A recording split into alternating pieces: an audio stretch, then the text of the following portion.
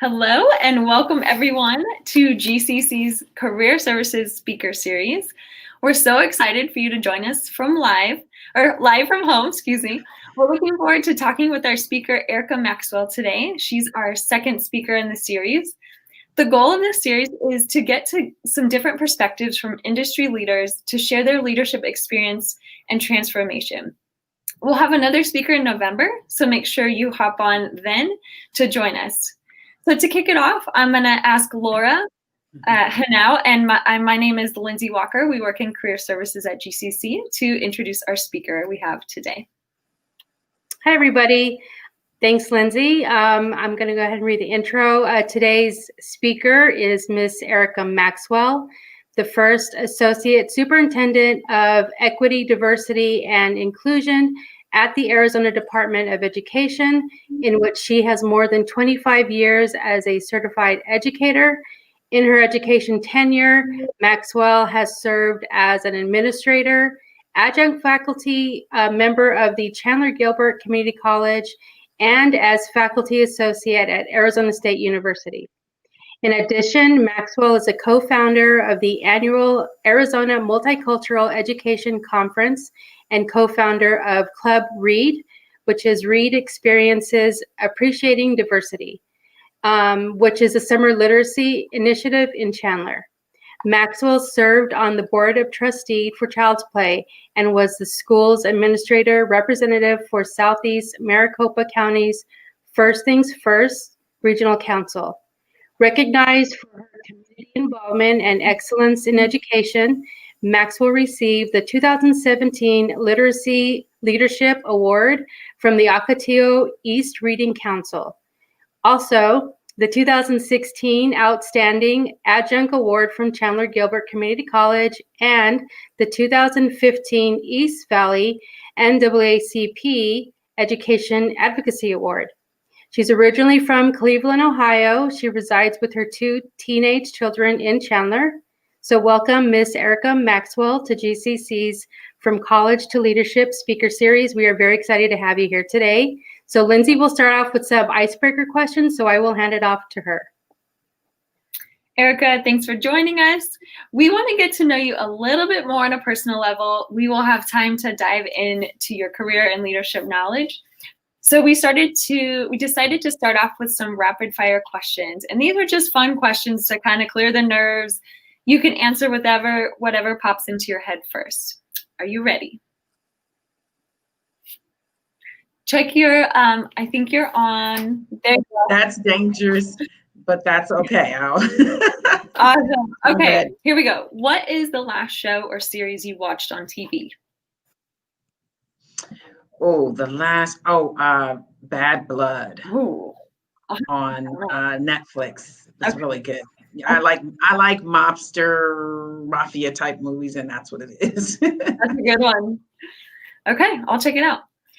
If you were famous, what would you be famous for?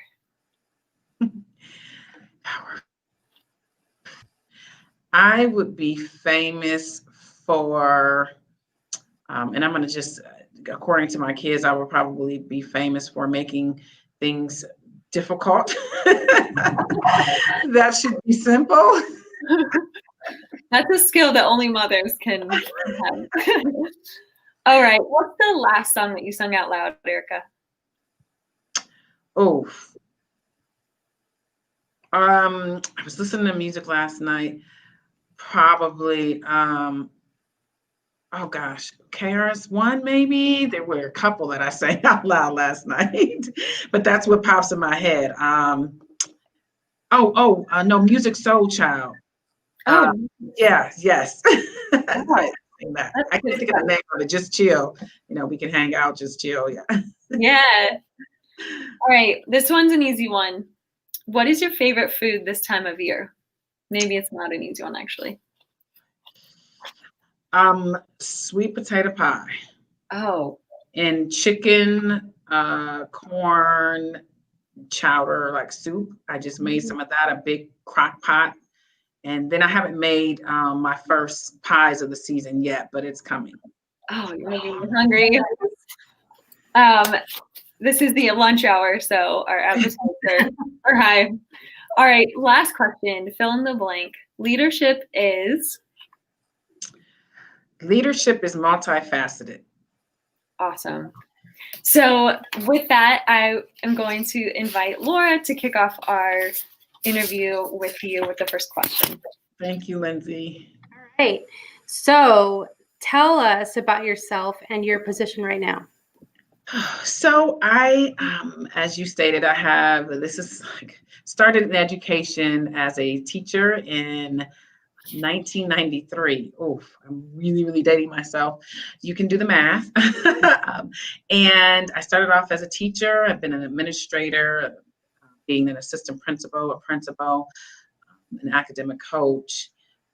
Moved from Cleveland here and was a principal in Chandler Unified School District for 5 years before taking on more classes at Chandler Gilbert Community College in the teacher education preparation program.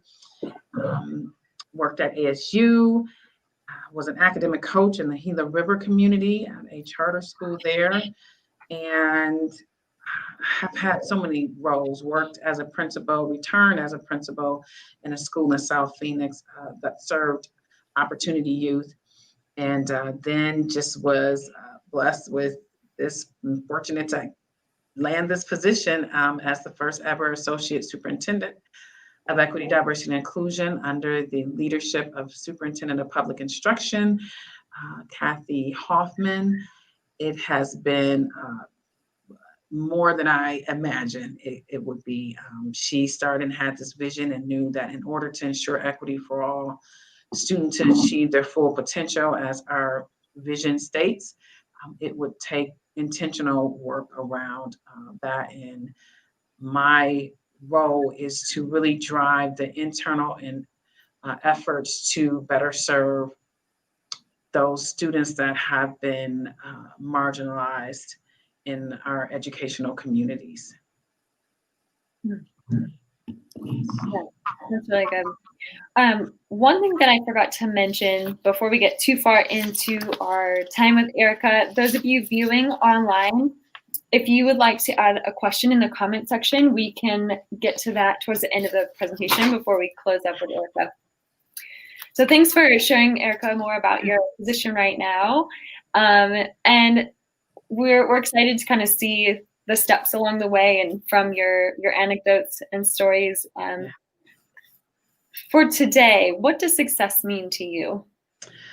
Oh, success means sacrifice, the lots of sacrifice in you sacrifice time, you sacrifice, I don't want to say opportunities, but you do have to choose wisely and say no to some things.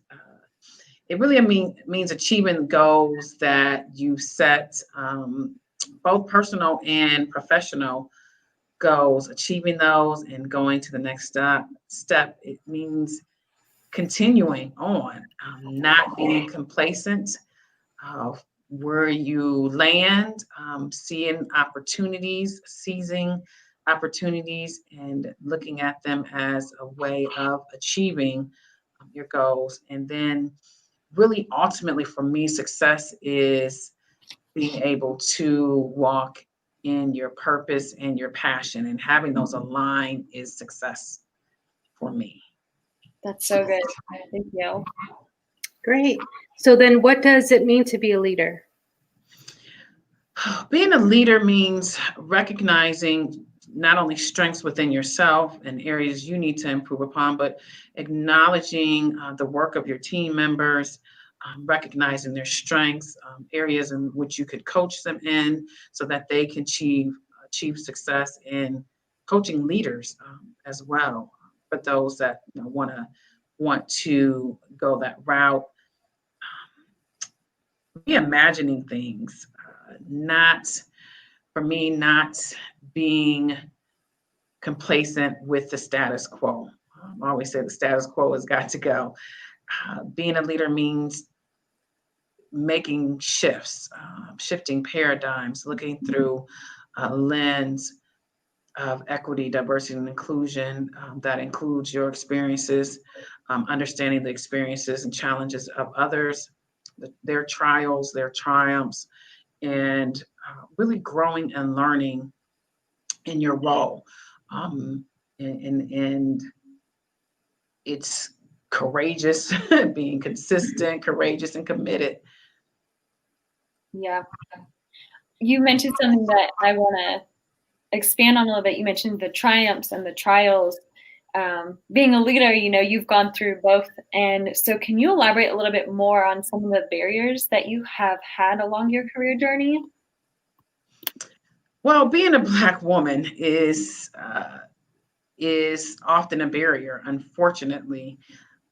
And racism has been a barrier. Misogyny has been a barrier. Not being understood can be a barrier. And I think for me, certain situations are just barriers. Coming from Cleveland, the Midwest, here was a barrier sometimes because the culture was very different. So recognizing that I needed to really learn the culture, and it wasn't apples to apples.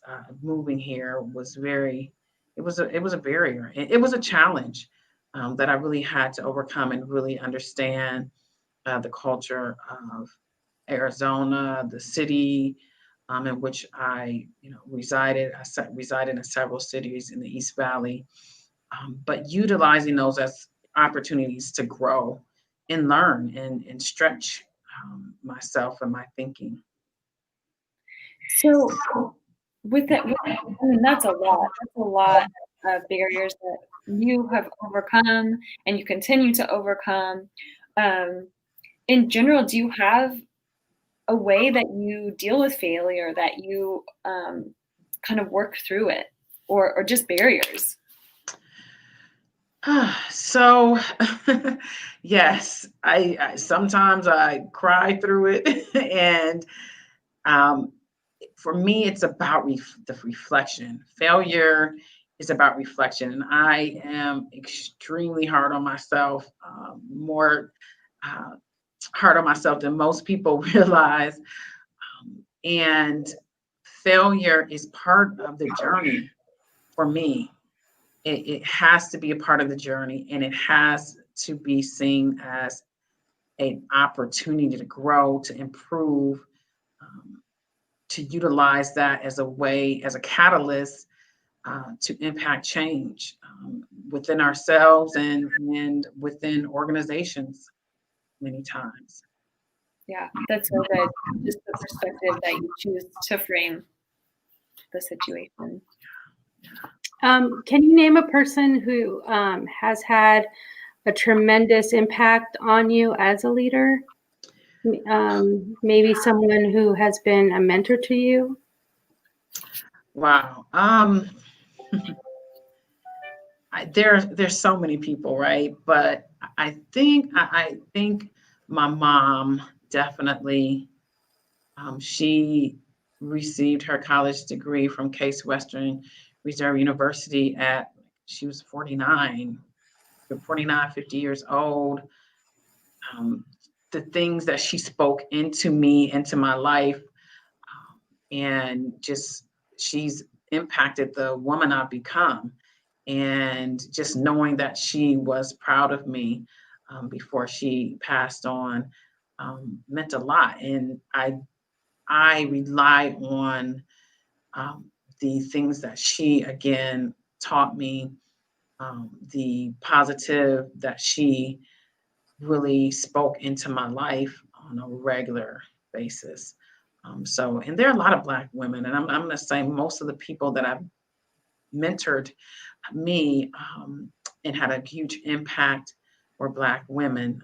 One of my professors that I just recently looked up when I was a student at Kent State University in the Master's of Education program, Dr. Awilda Hamilton. She was just this sharp Black woman that I just aspired to be like. She just had a presence, and she was one of the few probably the only Black professor that I had in my education classes at Kent State University.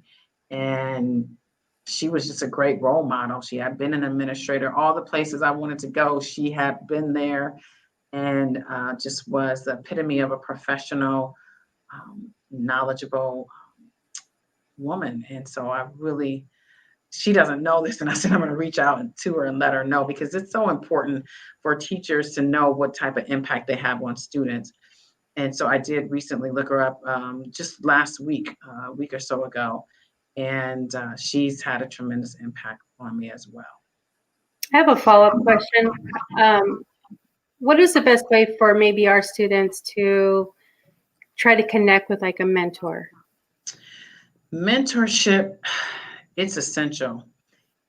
And I will be honest with you, I literally failed to get a consistent mentor. Like, I had mentors in college, I had mentors at some of my schools along my journey, but that is something I just really realized in the last 8 to 10 years, but how important it is. So just finding someone you connect with that has experiences that you would like to have, or it doesn't have to be a culmination of experiences. It could be one experience, someone that you've interacted with. Maybe it could be someplace that you no longer work at, but building those relationships, because it's about relationships.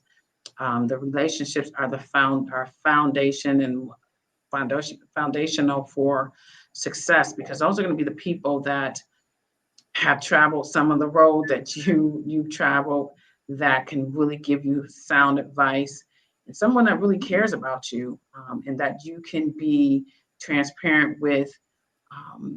That may not be at your work site. It may be at your work site, but that can just give you some tips, some knowledge-based encouragement along the way, and it's essential. So look for those people that are where you would like to be, and you would be surprised, just reaching out, cultivating that relationship. It really is beneficial for not only the mentee but the mentor as well, because it's a great feeling to be able to talk to someone and just encourage them and point them in the right direction. Thank you. Yeah, I think mentorship is very important. It is. What are the keys to developing the next generation of leaders in your world? So the next generation of leaders, their schools of thought have really transformed. And so really connecting with them and looking at things through their lenses, which can be very different than when I went to school in the 1990s, right? And so that is really key, listening. And actually also that works both ways. Listening, learning from each other, implementing. One of the areas that is really important is that we help people implement, and the young people implement the ideas that they have, being encouraging,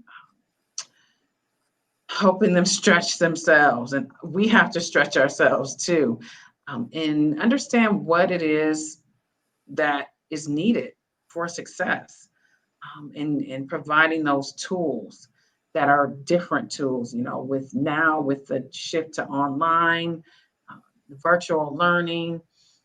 What does it take to be successful in a learning environment that is very different, where all my training was in person? So what are the tools that they need? Listening to where they want to go, what they want to be, resources, how do they get there? And if you don't have the resources, being able to point them in the right direction. Okay. Do you want to take the next question, Lindsay? I think you're on mute. Sorry about that. The phone rang a second ago, so I wanted to make sure it didn't happen again. So Erica, I know that you have a very strong background in education.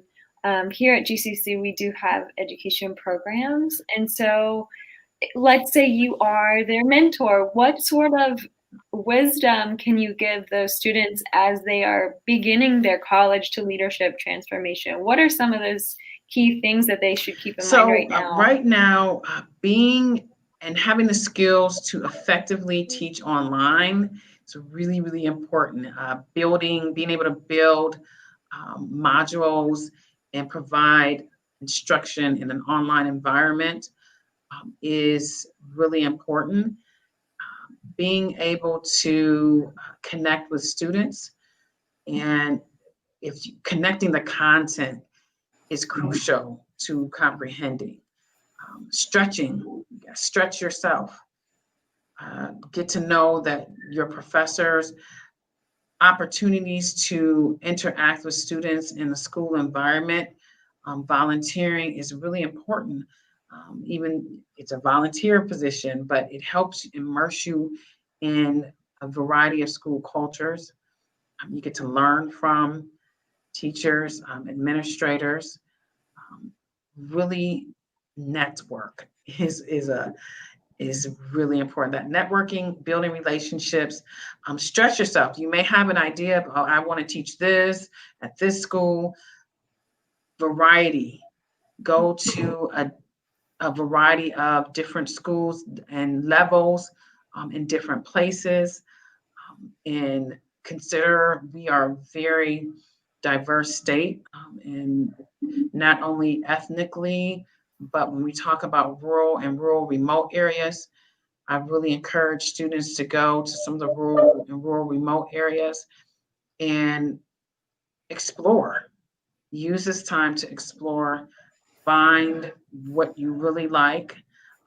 Don't just have one idea in your head about where you want to be, what grade, what subject.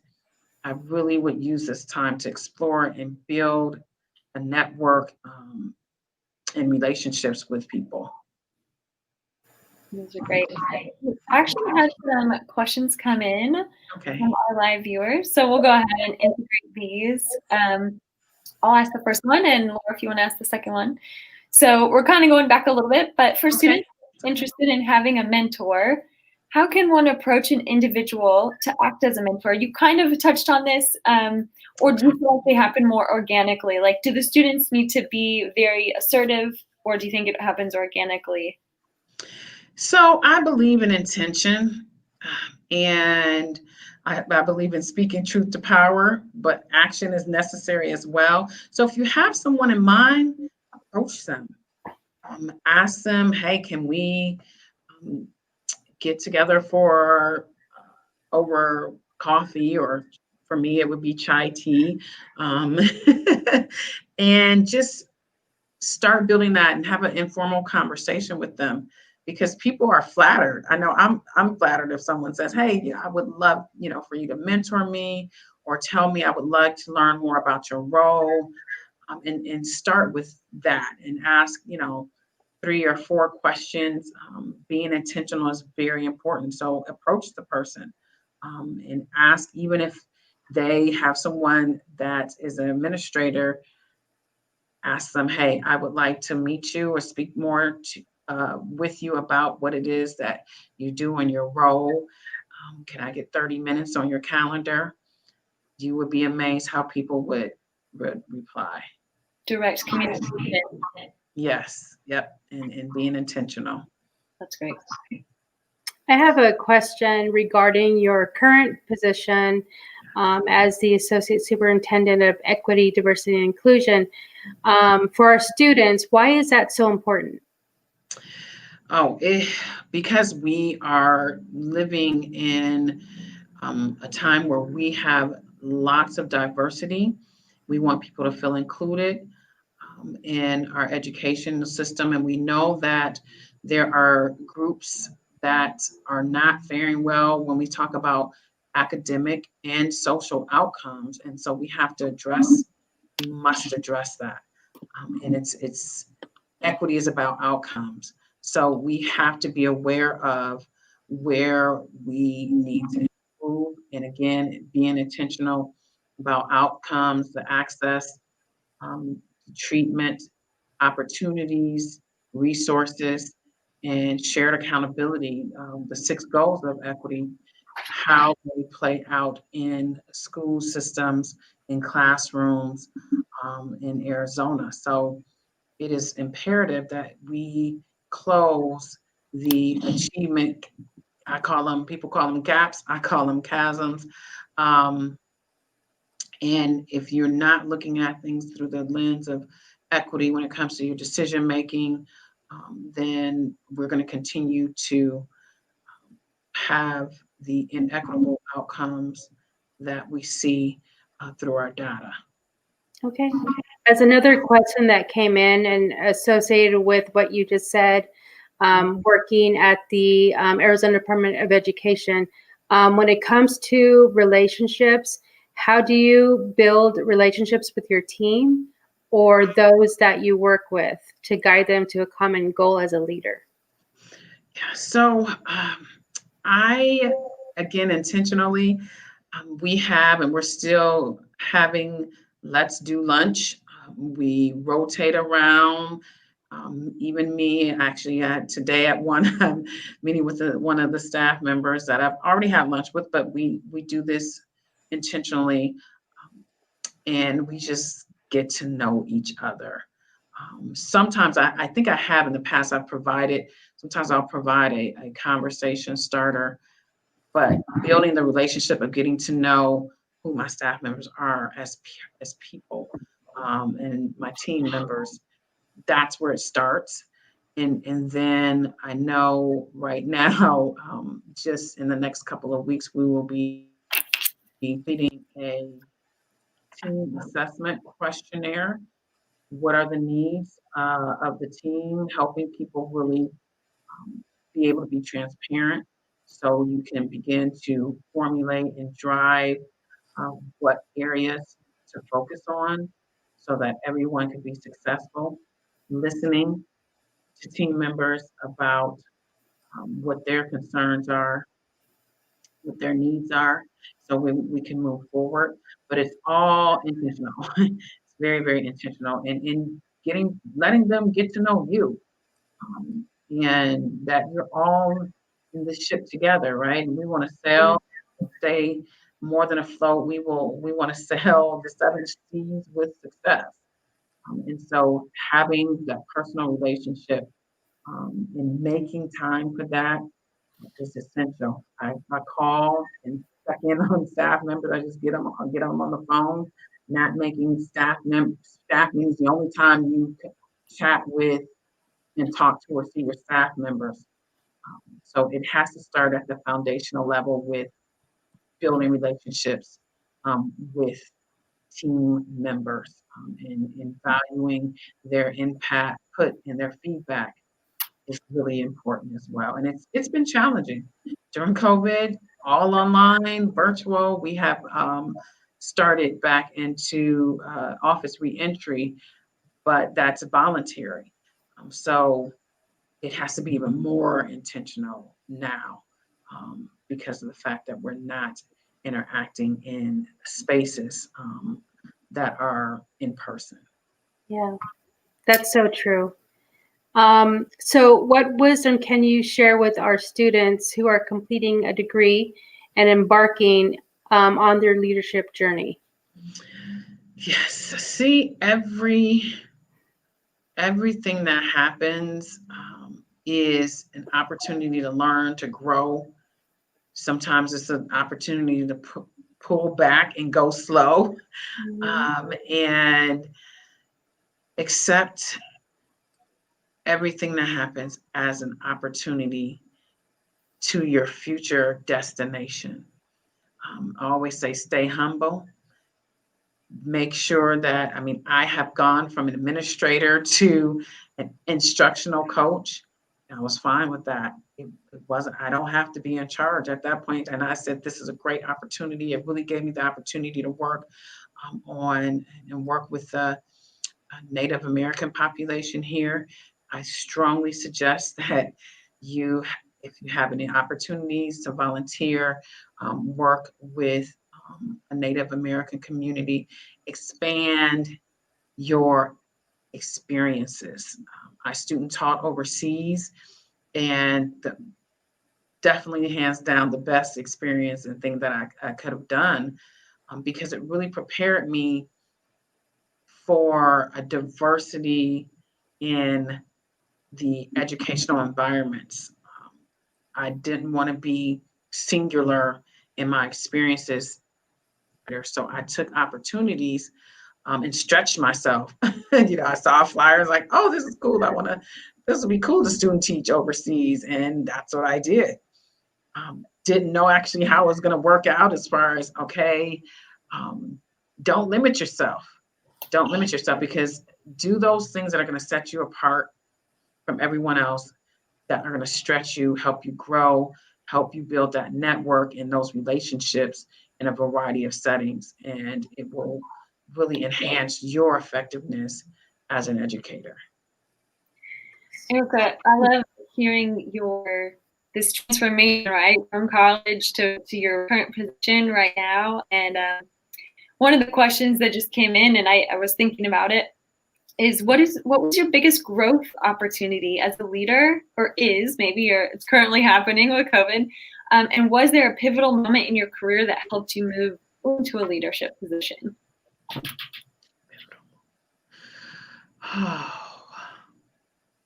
So the first question was, what was the biggest? There's two questions. I'll break it down. So first one is, what was your biggest growth opportunity as a leader? Growth. Wow, I'm going to say stretching myself, really building something from that didn't exist before, stretched me a lot, more than I ever imagined. I worked at a big picture learning school, the only school, big picture learning school in the state of Arizona. And so it was a new program, came in with some challenges already inherent to the position in the school. And there were a lot of hurdles, but I grew leaps and bounds, and it really prepared me for this, because this Office of Division of Equity, Diversity, and Inclusion didn't exist. So when you're talking about building the plane while flying it, I've done that in the last two positions, and it's scary, but I'm like, there must be something I really like about it. And also, I would say, to student teaching overseas, going somewhere that I've never been, I was alone, and it definitely pushed me. I grew. That was a pivotal moment in my life, when, in retrospect, how it prepared me for everything that came next, and being able to effectively function in a variety of environments. Had I not done those things and pushed myself and stretched myself, I would not have grown as a leader, for sure.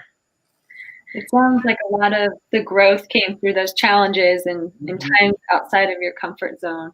Yes. Yeah. Not being comfortable, not being complacent, getting to a place and never thinking I've arrived. It's like, okay, let me be successful here, and then how will this help me in my next journey, even though you don't have it all laid out, like literally. And I'm going to say being in my 40s has helped me grow as a leader, because literally thinking that everything I was going to be on autopilot, and the 40s have been a tremendous time of growth. I literally compare being in my 40s, both personally and professionally, that I have not experienced this much growth since I've been born, except between ages 0 to 5. Like, how babies grow, like that amount of growth happened in the last 9 years. Leaps and bounds, being in a different state, several positions, not having it figured out. And I was like, this is crazy. I should have it figured out. And my friends are like, yeah, we don't have it figured out either. And having 2 teenagers during that time as well, it's like, this is insane. It sounded like a good idea, but it may not have been the best idea. But it was, because it challenged me, and I've grown a lot, seen a lot. And again, just realized the importance of relationships since I moved here and how they've helped me along the way, because your reputation will always precede you, always.